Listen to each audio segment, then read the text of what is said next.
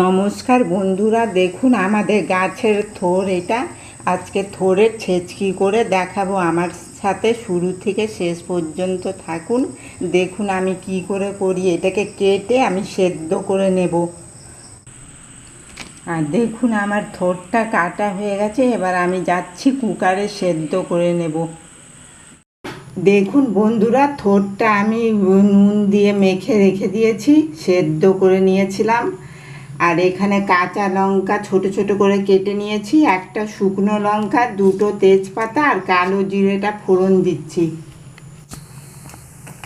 দিয়ে এবার তেজপাতা দিয়ে দিলাম দুটো, লঙ্কা, কাঁচা লঙ্কা, একটা শুকনো লঙ্কা। দেখুন এবার থোড়গুলো আমি দিয়ে দিলাম।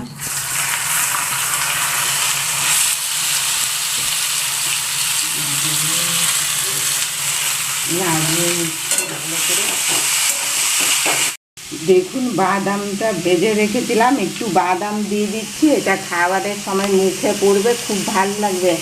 আপনারা ছোলাও দিতে পারেন, ছোলা ভিজিয়ে দিতে পারেন, কিন্তু বাদামের টেস্ট আলাদাই। এখানে একটু চিনি দিয়ে দিলাম, একটু মিষ্টি মিষ্টি হবে।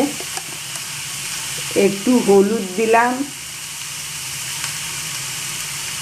এবার ভালো করে আবার নাড়িয়ে নিচ্ছি।